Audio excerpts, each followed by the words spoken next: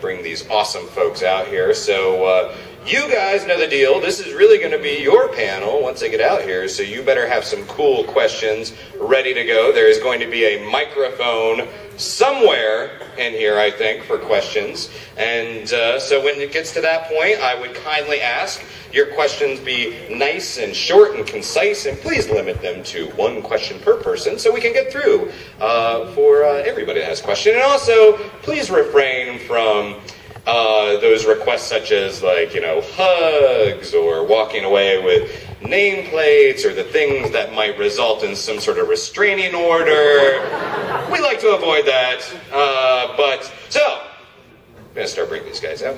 First off, he is the science behind the science fiction on Falling Skies, the science advisor of Falling Skies and Defiance, Mr. Kevin Grazer. Come on out, come out, round of applause.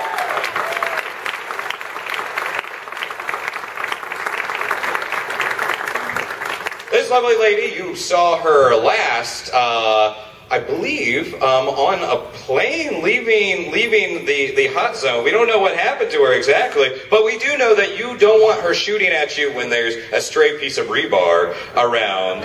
Olivia Peterson, please come out. Round of applause. Come on, guys. Give it back.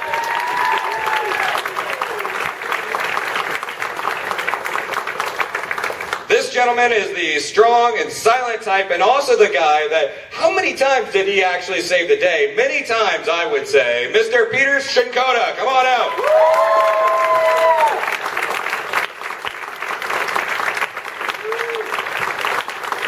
Finally, this gentleman is an alien with daddy issues and also a love of flowers. The one and the only Coachy is Mr. Doug Jones. Please come out.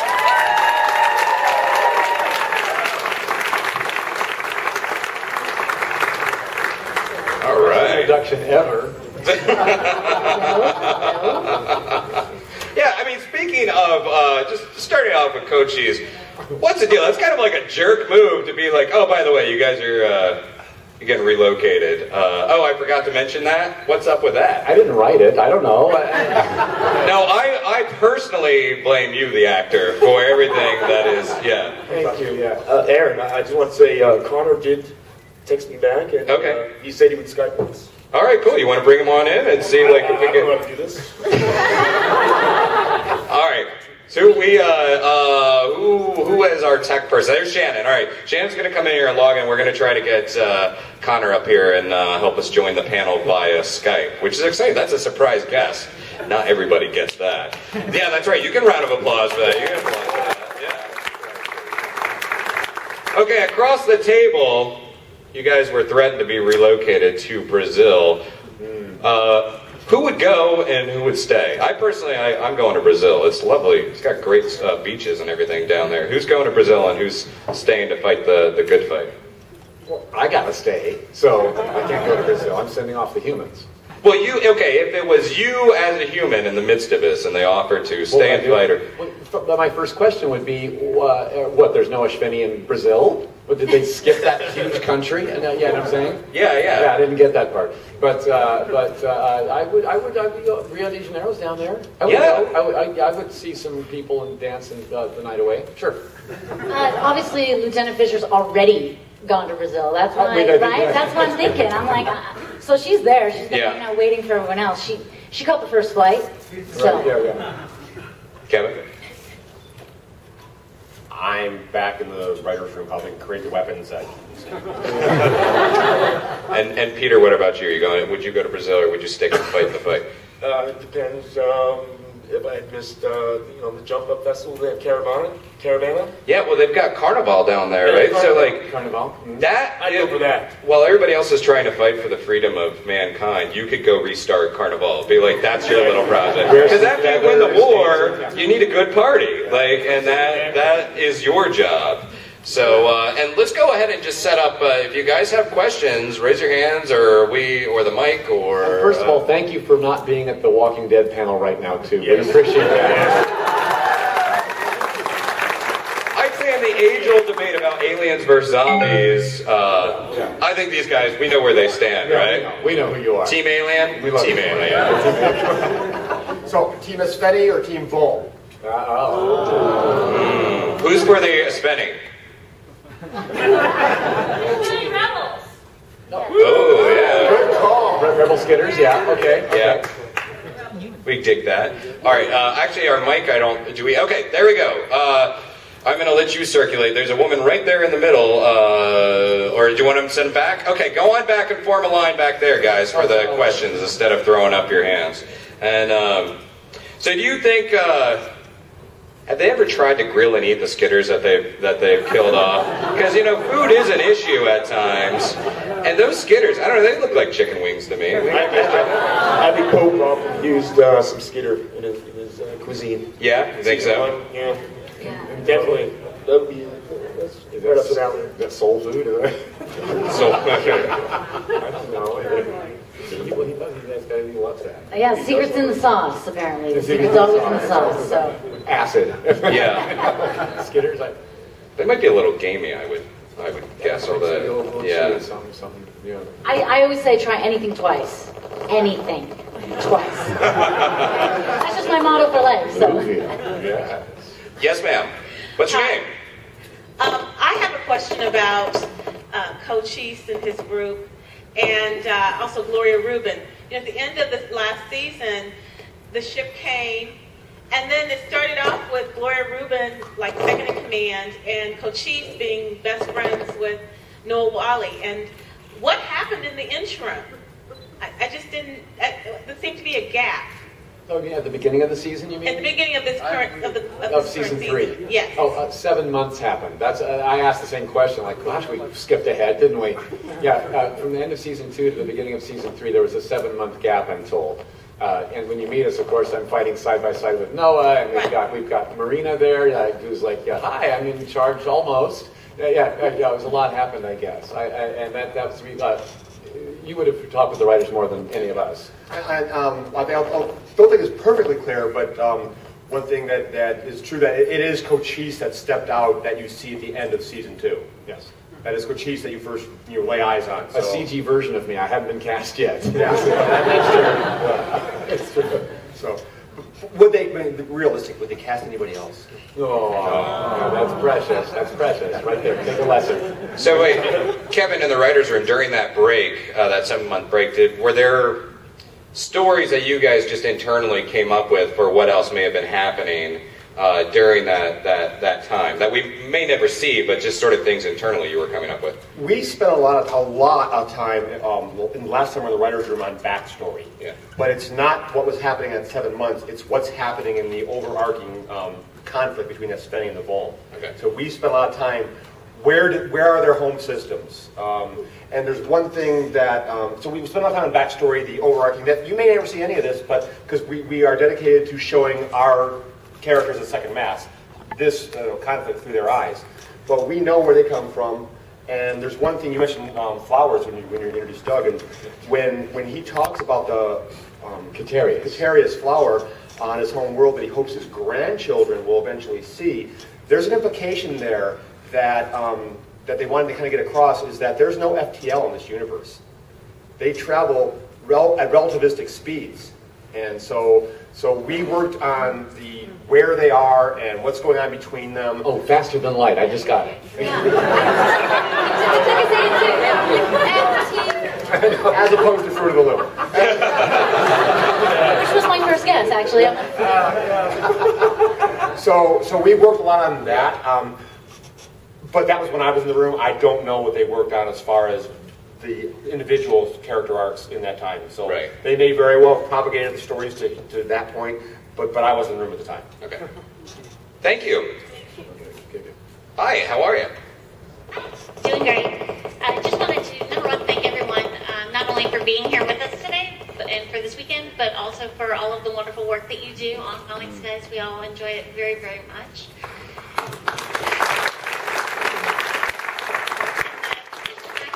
Is for Doug Jones.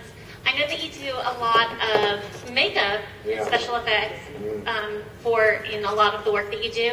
How much of Cochise is actual physical makeup that's put on, and how much of it is CGI that we see? Very good question, because you're noticing a little hybrid there, aren't you? And that's exactly what Cochise is. He's mostly creature effects makeup. I'm wearing a prosthetic design that's all over me, but my eyes are the key point. My eyes are these big golden things that are set wider and higher than my own, so they're open like this all day. So in order to give those some life, that's where the CG comes in to make them look around and blink, and all that eyebrow expression that I can't control under the mask comes from the CG artist in post-production. My upper lip is also thick enough that it doesn't always respond to my mouth. So they have to enhance some words, some mouth shaping at times, depending on the sentence that I'm speaking and how thick and how pliable my mouth was that day. But thank you for asking. Hi. Hi. Doug, this is actually kind of expanding on that. You're a tall, skinny fella. I'm a tall, skinny fella. Hi. I watched a short behind the scenes explain what you were just talking about with the CGI mixed with the creature effects makeup. Yeah. And my question was, in watching the show, the connection between your vocal emotion and the emotion that the CGI happens to put on the face of Cochise is just brilliant. And I wasn't sure if that came from you, if you create the emotion, or if you have to match it to the CGI. How does that work? It's a really good. Thank you for saying that. It's a really good concert between me and the effects artist.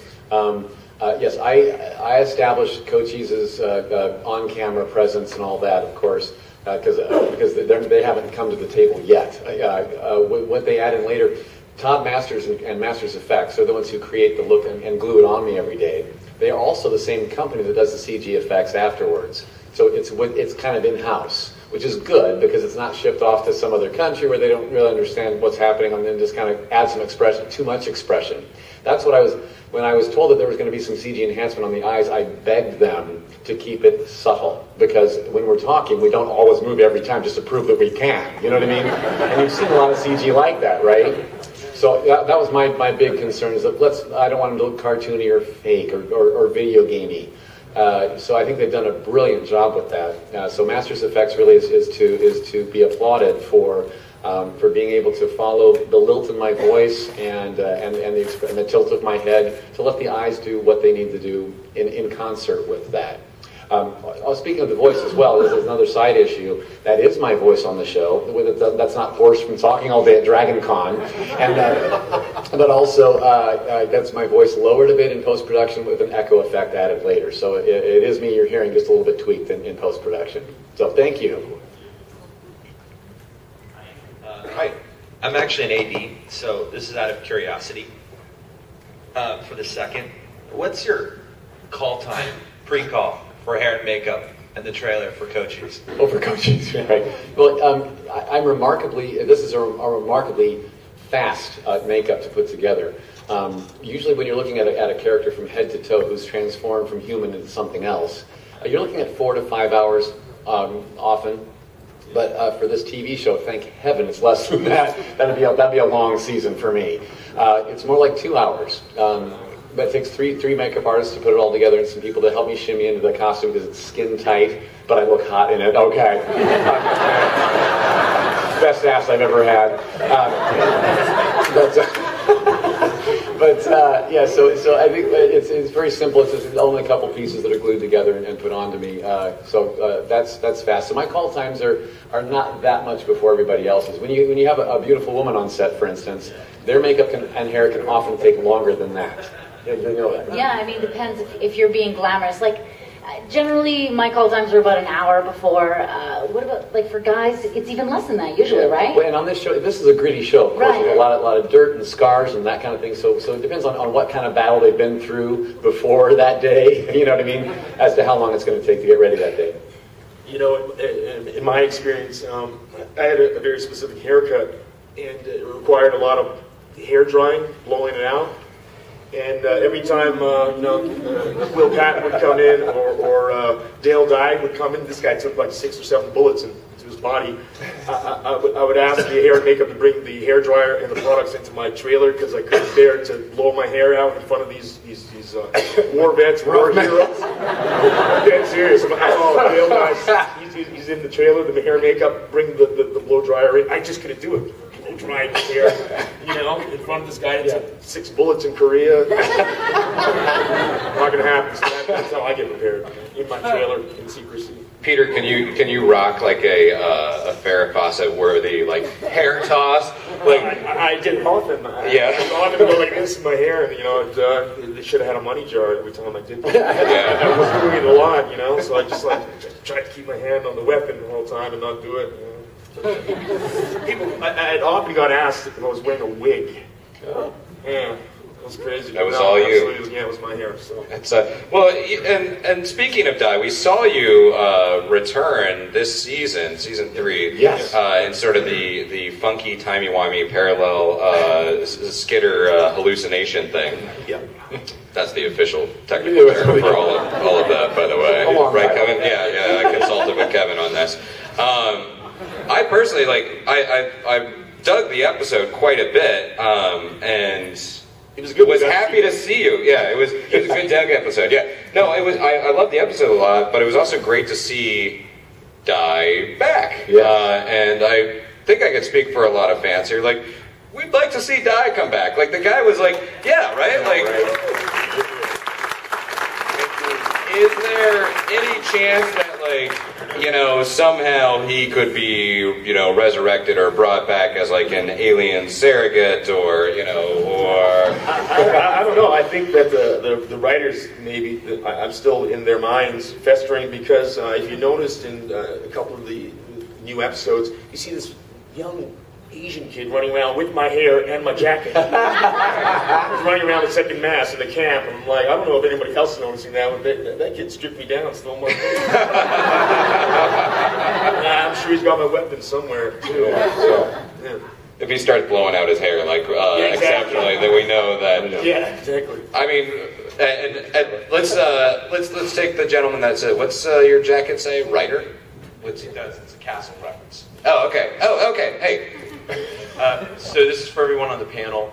It seems like there are a lot of different shooting locations over the past 3 seasons. So I'm wondering, what was your favorite shooting location and why? I got to shoot the pilot in late summer 2009. We got to shoot that in Toronto and surrounding Toronto, Hamilton, Ontario, and Toronto. And it took another year before we actually went to camera again for the first season. And again, we went back to Toronto. And for some logistic reasons, we made the move to Vancouver afterwards.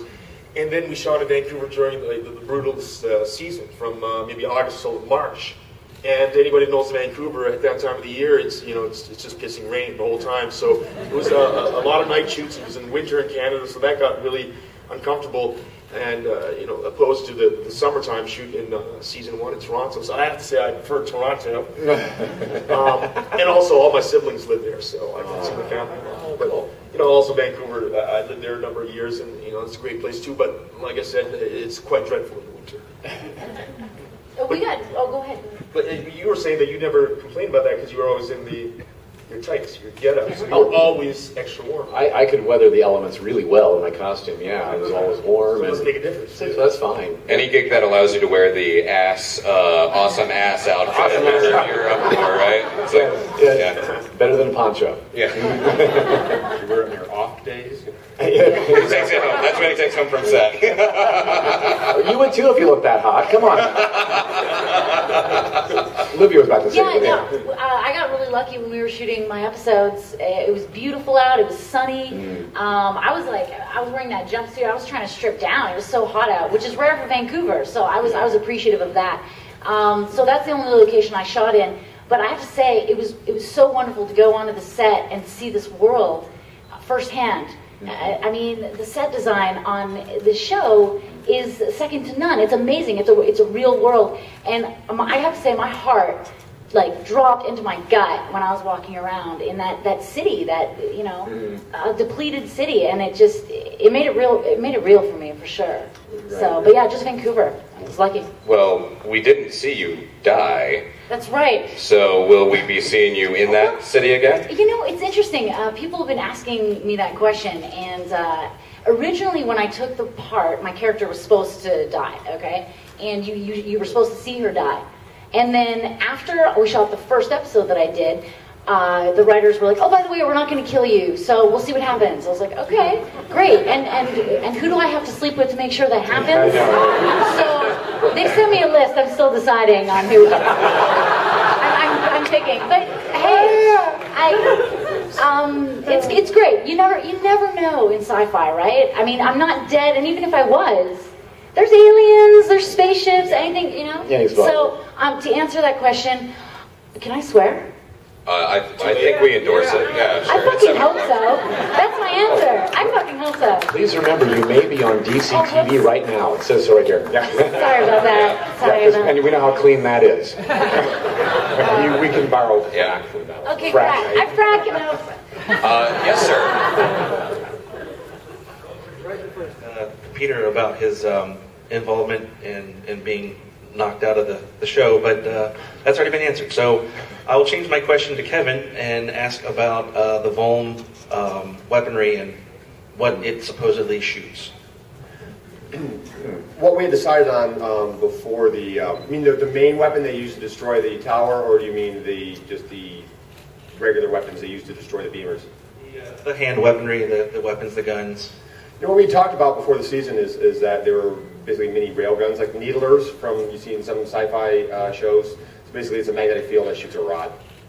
That's kind of what we decided on. I don't know, if the CGI doesn't really seem to reflect that. That's kind of what we decided on before this season, is that they were supplying us with advanced tech and that they were basically railguns. Did you guys know that? No. I never. I'm a Volm, I didn't know that. You've not been doing your homework. That's why your dad is irritating. Oh, speaking of my dad, I don't know if all you know this, but I also played my own father, Waschak Sha'ab, in that final episode of season 3 I did. It was, oh God, talk about a work day. Yeah, we did Patty Duke style, where I shot Cochise and I shot my dad. Yeah, it was a lot of dialogue to memorize. And I've been a wonderful voiceover actor, voiced over my dad in post-production, so it wouldn't sound the same. But yeah, that was the toughest thing I've ever done on television. Yeah. Yeah. Will that be continuing? I mean, will your father... Well, that's just it. He's not dead, is he? Yeah. So I don't know. I think they made one costume, so I get to play every Volm. Every Volm, yeah. Well, there's bound to be more popping up in the show. Like, if there's a Mrs. Cochise, I'll be her too, I'm sure. We can only hope. They just had a log jam where so many one-liners are trying to get in. They all collided at the door. Hi, how are you? I'm good, thanks. I had a question about the conversation between Cochise and his father at the very end of the last episode. And they were kind of talking about, seemed like they were talking about how this has never happened before. And kind of funny, I'm wearing my Battlestar Galactica uniform because it sounded a little like this has all happened before and it's happening again. I'm wondering if you could comment on that. Are the Volm maybe guardians of our species, of our planet? By the way, you do know our new showrunner is David Icke, right? From Battlestar. Yeah, Battlestar. I can say we have a very detailed backstory that we have pitched to everybody in the chain of command, and they're kind of down with it. I can't tell you what that is. But, please, tell us how the entire next season ends. Go on. We won't tell anyone. We'll just keep it in this room. Yeah, there you go. Yeah. And on DragonCon TV. It'll be on the internet in 5 minutes, and I'll be fired before I land it. As a point of review, though, we every planet that we've been to before to help liberate from the Ishveni has been a subspecies of some sort that's been happy to have us there and happy to have us take over. We've never encountered this human spirit before. That seems to be a recurring theme. And what Cochise has been learning from Tom Mason and all of his people is that they're different than what I've encountered before. And that's what I know that my dad doesn't know. So he's just like, this is the way we do it. We're going to take over. We're going to send you to a safe place, and we'll fight your fight. And so when the humans fought back, it was like, remember? We've never had before. So that's why at the end there, I thought it was kind of a nice touch the writers gave Cochise was to let him be the good guy in front of the humans. You're like, it's here's your guns back, go get out of here fast. but the dad was kind of in on it and let his son have his way with his little friends, which is kind of. But you mentioned the Battlestar. There is quite a few tie-ins between Battlestar and Falling Skies. The first season had Mark Verheiden, who was one of the writers and producers on Battlestar, and then in season 2, if you notice, kind of a shift in the tone of Falling Skies. There was an influx of Battlestar people. Bradley Thompson and David Weddle, who are writing partners, they came aboard. Rami Albashan, the showrunner, wrote the pilot for Caprica. So, and then the Battlestar people brought me aboard, so another Battlestar person, and Mark Verheiden was involved in season 2. So there are plenty of crossovers between the Battlestar universe and the Fallen Skies universe. And you've seen Luciana Caro was Crazy Lee. Crazy Lee. So, sorry about that, guys. Taking Crazy Lee. That's the first thing I did is I went up to her. I'm like, "Hey, how's it going?" "I'm sorry." What do you do? It's the most awkward thing. You meet someone, you're really excited. "I'm so stoked to be on your show." "I'm sorry about this. This sucks. But bye." But she was sweet. She's, you guys know. Yeah, and here she is watching TV at my house with. You guys are friends? You guys hang? Oh, cool. Yeah, she's a lovely girl. She really is. She wasn't as depressed as I thought she'd be to get killed off. She was like, no, it's a really good episode. She had a lot to do in that. They gave her a good death. They gave her a really great, beautiful death. Yeah. Well, and that's why it'd be cool to see Fisher come back, because that's going to be awkward, like, oh yeah, like that chick that everybody liked and I killed her. But hey, no, I'll hang with you guys. Like, we can be pals, right? Besties. The writer's room, John Worth, a great writer, he was going on about how he sees her, her dying, and we're all kind of going, and then finally he said, "That's kind of how we killed her on Battlestar." So I was like, it was something even better. It was really good. I mean, it was a great death. It was. Yeah, that was cool. It gave Colin Cunningham a great story arc too. Exactly. Yeah. We saw some humanity on Pope, didn't we? Yeah. Peter, when you died, or when your character died, not you, but so there's a difference, as I understand, between fiction and reality. Unless I broke some horrible news just now. Yeah, that's right. Yeah. He's in the wrong panel. So, how did you approach just your scene in that episode, and sort of the immediate reaction? Was it a kind of a crappy day at work, or walk us through that a little bit. I'll tell you exactly what happened. We were wrapping the second last episode of season 2, and like 200 people were wrapping. I'm standing beside Ty Olsson. Yeah. Who's on Supernatural. He was on Supernatural. He was on Battlestar as well. Yeah. And we were laying down weapons, and a few feet away was Ryan Robbins and Noah. But Greg Beeman came up to me, and he just asked what I was doing. I told him I'm wrapping like 200 people here, and he wanted to speak to me. And right then I said, "Sure, I'll be available in a couple minutes." And I turned to Ty and said, "I'm gonna die."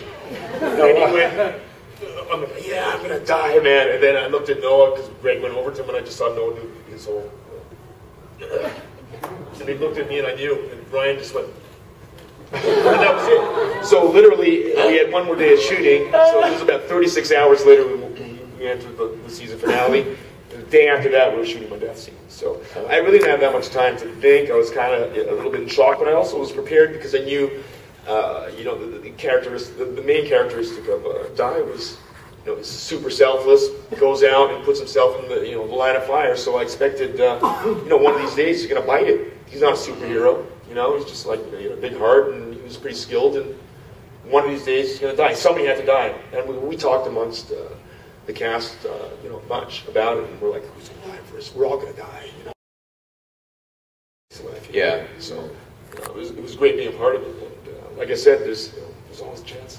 It seems like it could so easily be that death of the week type of thing, but it wasn't that because it's a character that has heft. I mean, exactly. Like we care when he goes. Yes, I knew that would would give the gravitas to the story about the mortality of the human race in each character. So it was a big death, and I think that it was necessary, and I don't feel bad about it because when it's all said and done in a few years, when the show wraps, we can look back at all the mythology, and I'm sure I'll be given like equal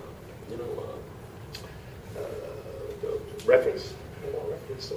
I don't know the word, but they'll look back, and I think I'll get my recognition. Yeah, sure. because you know you look back at the whole scope of everything, and you can see each character's contribution through the season to get to that end point, whatever victory or loss or whatever it wraps up. But you know, Di made his contribution, and I think it'll be recognized. Yeah. Yes, sir. Hello, everybody. Hey. I might have missed it. Was there ever an in-show explanation how the aliens speak English? Or are they using some type of technology? How the Volans speak English?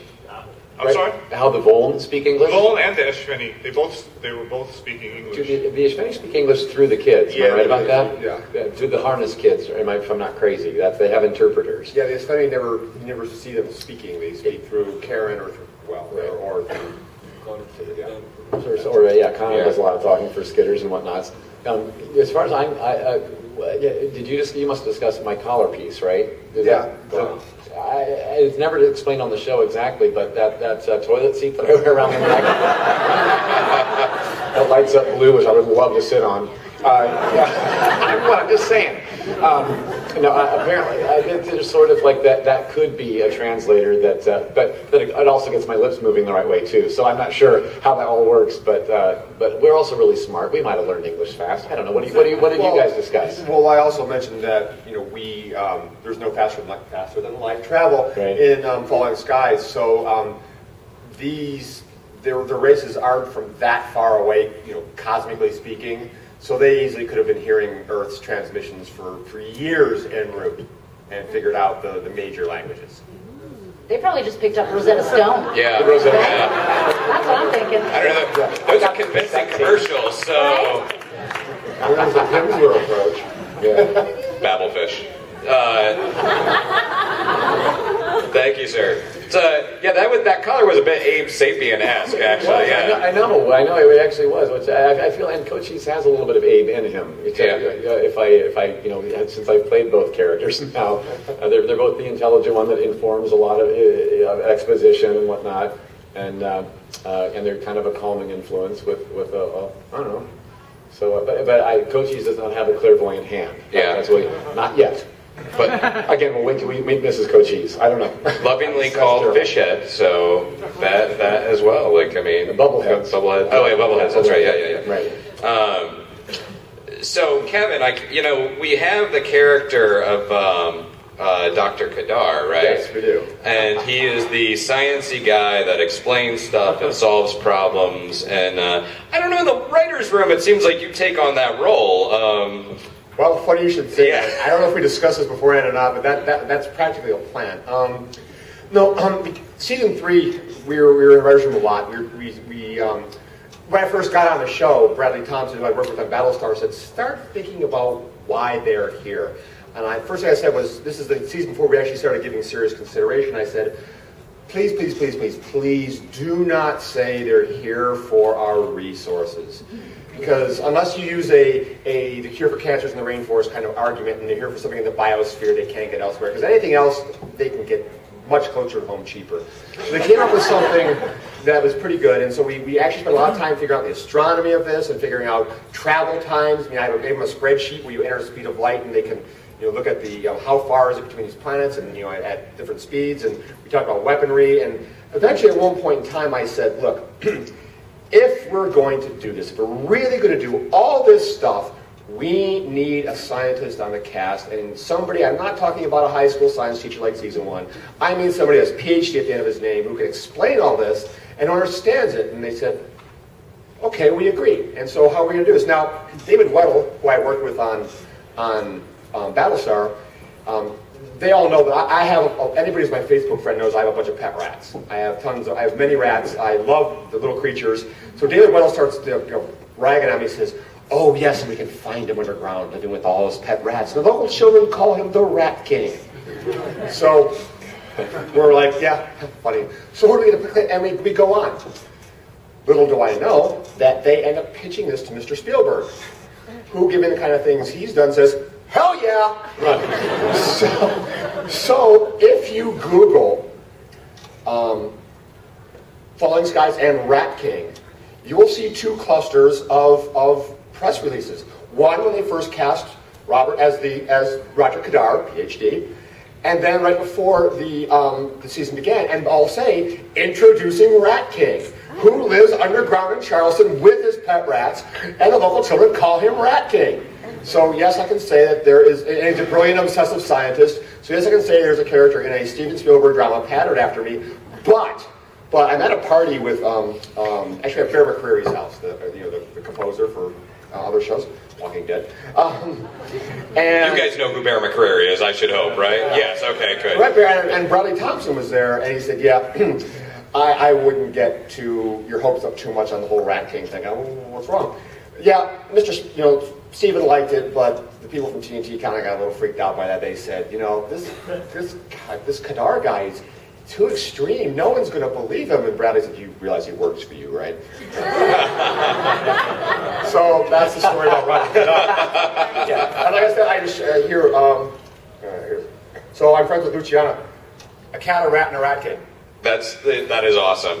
I don't think maybe a Dragon Con TV they can see that, but yeah, that's tweet it, yeah. Okay. Hi, ma'am. How are you? Good.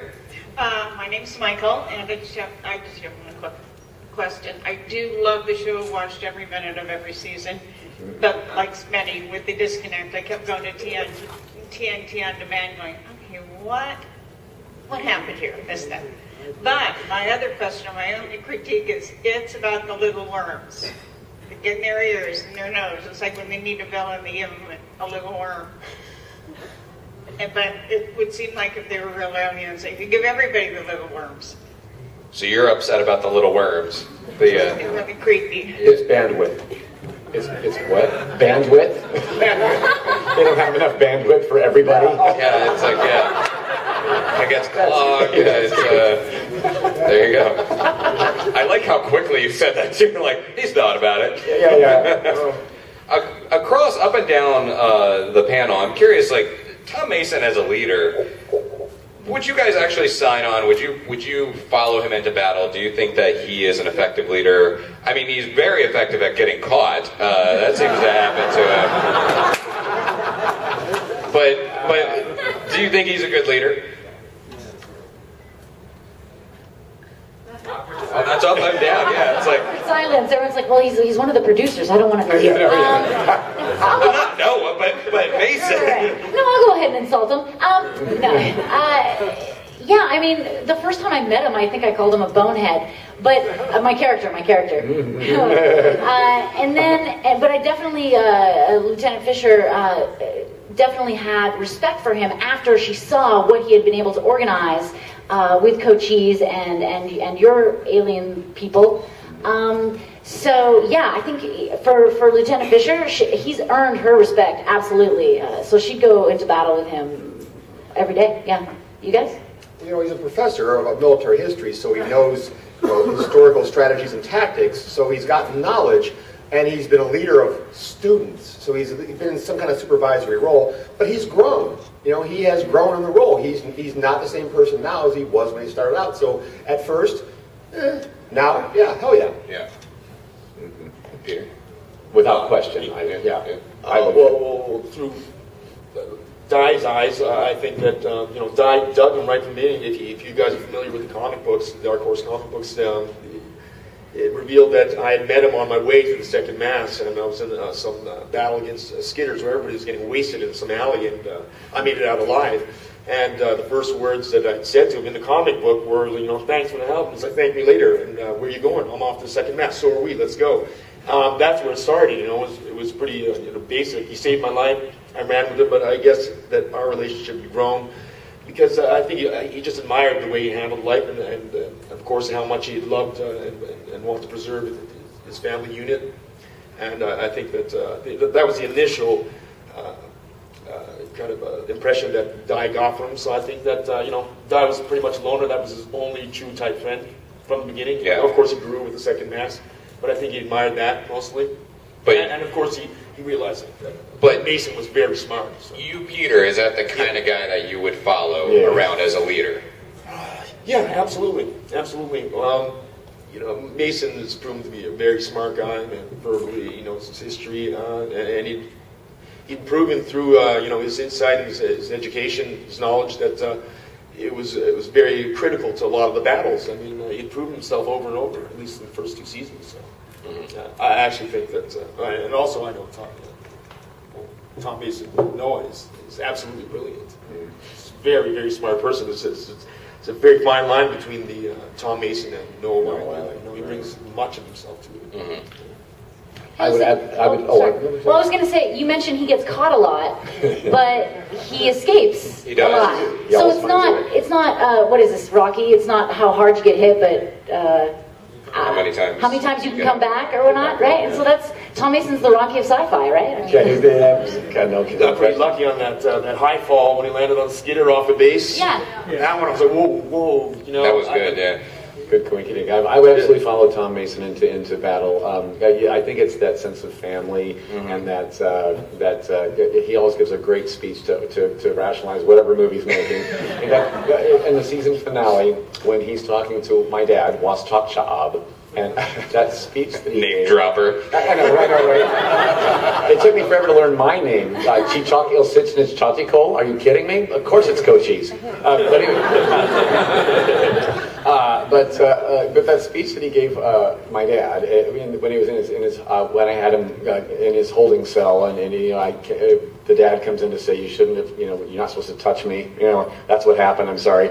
And Tom gives this speech about humanity and why we fight the fight that we do. And I almost, when we were doing the scene, I kept seeing in my mind's eye American flags unfurling behind him.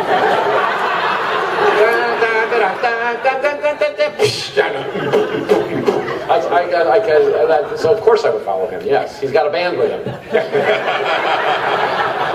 Cochise was your second name, right? Yes. First name was Bob. Bob, yes. You called him Bob first. Bob, Chichaka says just to go. Hi. Hi there. We've got 2 actors in the middle who are either dead, their characters are dead, or may or may not or missing, right? And hopefully not. As an actor, you know it's coming because you've read the script and you know that at some point you're going to buy the farm. But your character doesn't know that. How do you prepare yourself as an actor to play that moment as a surprise? In my death, I don't know if I really had that moment, because at one point I was with the squad and we're running around planting bombs. But if you recall, Hal just goes, "What's that?" Turns around, "Die! I'm already picked up." So I really didn't have a moment. It was, just the moment before I was just, on patrol or I was laying bombs, and then the next second I was in the air. So they really didn't show that transition. I don't think Di would show any emotion in the face of death, anyways. I think he was going to welcome it, and as an actor, like I said earlier, I always expected it. I just didn't know when. It was just a matter of time. I think that's the case with all the characters. Well, most of them. There's going to be more casualties, that's for sure. Yeah, good question. As an actor, if there's something that's about to happen, an event that's going to surprise your character, I think you can't anticipate it, right? So for me, what I do if something's about to happen, I just think of the exact opposite thing, as the character that is, and so the moment surprises me. You know what Olivia, if you remember a discussion you and I had with Noah during the episode where our plane went down. Noah said, because we were like, hey, do we both live through this? And Noah said to both of us together, well, one of you survives. Yeah. I was like, I'm feeling pretty good right now. I'm feeling my chances are pretty good. But I do gamble. I do have a problem with gambling. Yeah, so. okay, there you go. Hi. Hi guys. Hey. My question is for Olivia specifically, returning to the I'll do anything twice philosophy. I'm just curious if that would include going to a Dragon Con After Dark event, maybe with a guy dressed like Patrick Bateman. Oh, that's really sweet. This is a asking for a placard question. Okay. You were listening to the rules, sir. However, I will go with you. I agree. Yeah. He knows you were asking. Yeah. Look, this is my first Dragon Con, right? So be gentle, but not too, no. Hey. Oh. Your mic's not. Yeah. Didn't know that was Falling Skies. There it is. Didn't know it was Falling Skies. I should have put that one, but that was minor. I'll get to that some other time with you. This is fantastic. Doug, my question's for you, which is a surprise. I don't know because I came in late. If somebody's already asked this stuff, but how many people in the cast and crew know who you are under you? Oh, right. Well, that was taken care of the very first day last season, the first table read. I get to thank heaven for that table reads because I get to show up like this to read the scripts out loud. Otherwise, they would have no clue who was under that makeup. But I was very, very welcomed. When you're joining a cast like that in season 3, they already have an established family, and if you kind of feel like the country cousin coming in, like, I hope they like me, and thancfully they did. I think they were there. The whole cast was happy to have an alien character that was kind of spiced things up, that spoke English, that interacted with them, that was posing as a good guy at least. We didn't know going into season 3, good or bad. So that was kind of fun for all of the actors to play with this new mascot, if you will, even. So it was all good, oftentimes when I'm on movie shoots, a lot of times I'm the first one in makeup, I'm the last one out of makeup. They all come in the middle, and they see me in rubber all day, and I don't meet anybody until the wrap party. Like, oh hi, by the way, I was making out with you earlier, or whatever, Cochise makeout scenes? Wouldn't that be awesome? And like the extra features? Yeah, DVD extras, yeah. Doug, you would be with yourself. Yeah, that would be good. Like, I know. We did see you in the hallucination episode, not in make. Yeah, so will there are there plans for you kind of doing that again in the next season, like sort of in the background or doing that? No one tells me jack nothing. I mean, that was kind of an exception, I think. That was the first time in anything I've done under heavy prosthetic makeup where I got to incarnate as a human being, also on the same product, I loved it. I absolutely loved that little, and it was kind of not everybody out there knew that was me. It was just kind of a fun little gag for my true fans knew that it was me. Yeah. And so I got lots of Twitter and Facebook activity at that night. but otherwise, it was just kind of a fun little thing for the fans, I think. Yeah. Thank you. Thank you. Did you feel naked without your what was that like for you? I have a long 20-some year career under lots of prosthetic makeup. So I did a movie called My Name Is Jerry back in 2008, which was a little independent film about a middle-aged white guy going through a midlife crisis. Right? And I was like, oh, this is different. I love the script. But my first day on film was like, oh, geez, I feel like I walked out of the house in a Speedo. You know what I'm saying? Very exposed. Yeah, when you're used to like this, like, hey, I can do anything I want, blah, blah, blah. Yeah, and then all of a sudden it's this, it's like, okay, I'm being judged. Yeah, it's a little different. But then you realize that, Speedos are street worthy, but when you're at the pool, right? Yeah, and then you realize you are at a pool, and then it's okay. Right? I don't know. Did you get that? I don't know. I got it. I just wanted to let that silence lie for a little bit after that comment. So far, we've covered Doug Jones's suit that makes his ass look fabulous, his Speedos. This is the lead, the headline, if anybody's writing stories based on this panel. Yes, sir. This is my first Dragon Con too, so welcome. Welcome. My question is for Luvia. I've seen you in Continuum 2, another awesome show. So, thank you. Is it ever weird splitting yourself in half like that, I guess, putting 100% into 2 different characters? It's not weird, it hurts to be split in half, but... no, you know what? I love working. I love doing what I do, right? So it doesn't matter where, with who, give me a script, throw a camera, and it's not porn, and I'm happy, I know I said I'd do anything twice, but there are boundaries. Was porn a one-time thing? Yeah, it was a one-time thing. It was a one, right? I mean, you know what I'm talking about.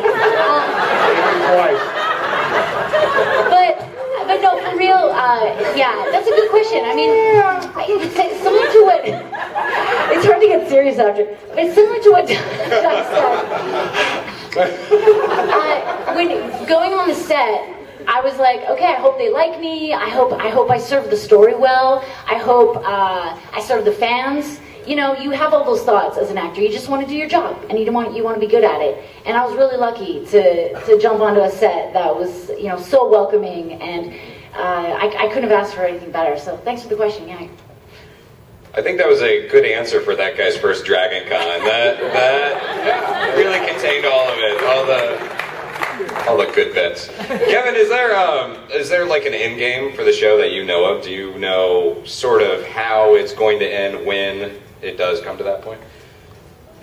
I have an idea where it might be going. I have no idea where it's going to end. No. I think we're going to examine a lot more what's going on between the Volm and the Svenny, but as far as where that's going to wind up with our characters in the second mass, I have no clue. Mm-hmm.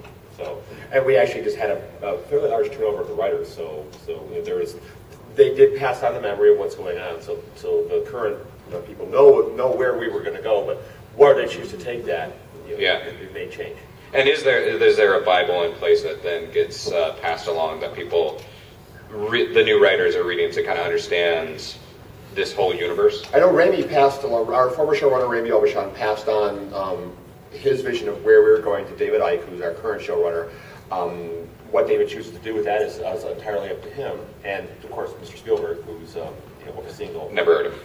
No? Yeah. So he's done some short films, right? Is that Yeah. Indie guy. I've heard of him at festivals. Right. So the answer is if we continue to go in the same direction, we will learn more about what's going on between the Volm and the Svenny. Yeah. But I have no clue where we're going to finish up. Okay. Cool. Hopefully we'll finish it, and hopefully that'll be in season 7. Though. Yeah. Oh. Round of applause for that. Yeah, that's...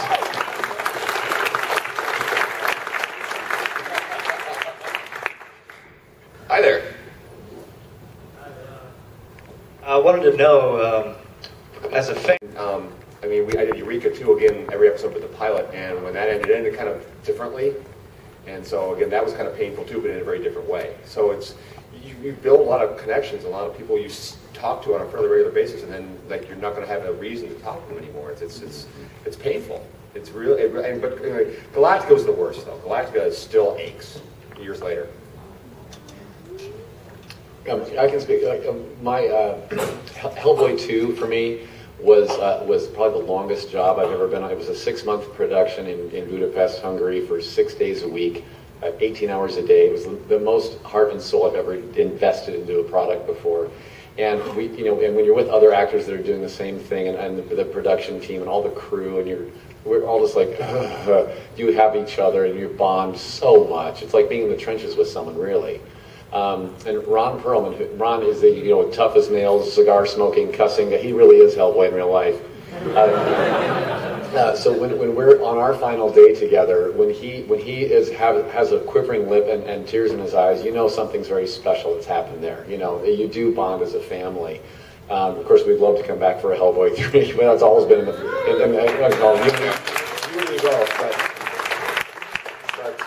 But all we need now is $200 million. We all want to do it. We just don't have any money. So Kickstarter. Whoop, no, I'm kidding. We're all good for like $5 in here, right? Like we can make this happen. Yeah, do that, sure. Yeah, but it does. You do form such a family. Thank you. Yeah. Can we Kickstarter Blood and Chrome 2? I think we can make that happen as well. We can do anything while we have the mics up here. Anything is possible. Aaron, did you get the Skype working? No, we sadly did not get the Skype working. Connor really wants to be here. He's been texting me incessantly the last hour. He's like, what's going on? What's going on? You guys see the Skype? Do you have Skype on your phone? No. You want to figure it out, science guy? Science guy. This happens a lot to you, I'm guessing, in like normal day life.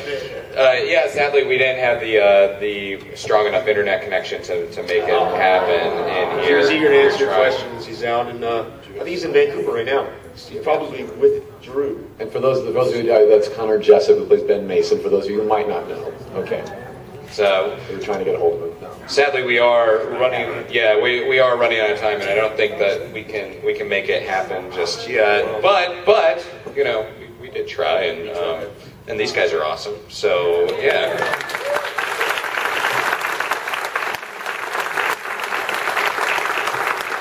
And we do have time for one or two more questions, quick questions, if someone wants to hop up there. Hi. Hi there. I'm back again. Hey. I know that, Peter, you'd mentioned a little bit of what you learned of your backstory from a Dark Horse comic. I did, yeah. And I was just wondering, is anyone else aware of any more of like their backstory, or has read anything involving the show from someplace outside of the script that you normally get? Speaking for myself, when we started the show, I got a lot from Bob Rodat. He wrote he wrote Saving Private Ryan, The Patriot, Fly Away Home, and we took our time on the pilot. It was about a 5-week shoot, so we spent a lot of time in Toronto, and I got a chance to spend a couple nights with Bob Rodat, and he had a lot of plans for everybody's character. So he told me a lot. He told me a lot about my character, and mine. It stemmed from his love and Stephen's love of the Seven Samurai and the Magnificent Seven, which James Coburn played the Silent Samurai version, the American version of the Kurosawa movie. So I know mine came from that, and he forced me. He goes, watch it, and watch James Coburn. I really want you to be a lot like James Coburn. So a lot of people, my critics, would say, Pete, you just stand there, you just stand and do nothing. It was really kind of an homage and a mimicry of James Coburn, really. Not so much the Japanese guy in Seven Samurai, but I brought a lot of James Coburn to that, to my role. And he, in fact, told me that it was a combination of Charles Bronson, Coburn, and Steve McQueen, because at that point in the first season, I was kind of Tom Mason's right-hand man. Mm-hmm. So it was a combination of those three. And when he told me that, I was like, I broke down in tears. I'm like, those guys are the manliest guys ever. I know. That's cool, yeah. That's awesome. That's why you don't want to blow dry your hair in front of us. Yeah. Going this way, that way. Blow dried hair or between them. So I based all my performances on pretty much Coburn. Do we know, I mean, Luby, did you actually come up with like sort of a backstory, or did you have one? Greg Beeman told me to watch Saving Private Ryan as well, and there was a sniper movie he told me, maybe you guys can help me out. There was a sniper movie he told me to watch, and yes, damn, you're good. We should play charades later or something. That's fast. So I watched that. She's not going to your party. Sorry. Enemy at the gates. Yeah. So that was great, just to have that phone call, for Greg to call me, and so I watched those movies, and then I just, parts of myself. Yeah. How about you, Doug?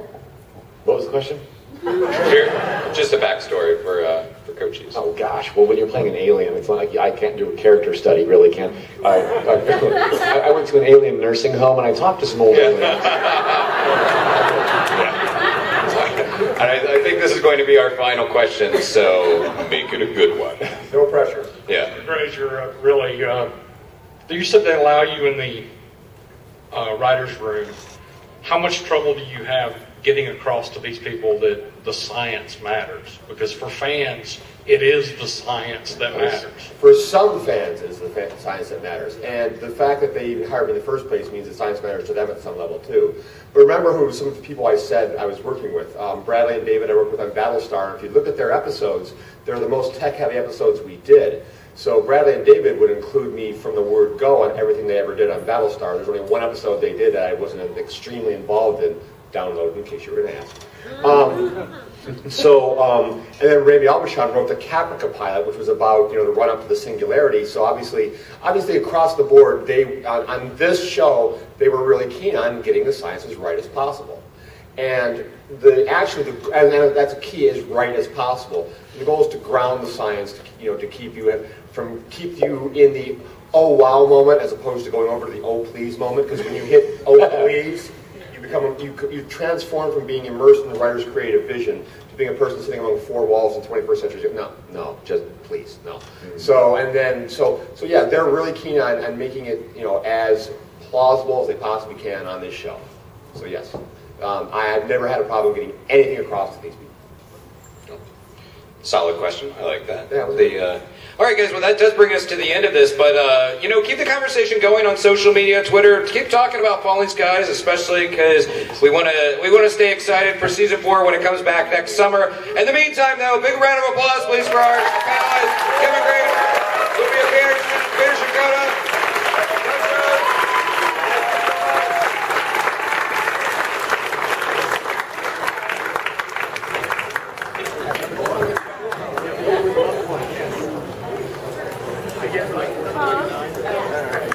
Your water. I found the bad battery. It lasted about, the first battery got probably 40 minutes. The second battery went to 5. And so I'm gonna just have to find another battery, but I'm gonna get an actual Nikon. Did we get the last 10 or 15? Oh yeah. Okay. Yeah, I only just missed a little bit of a gap.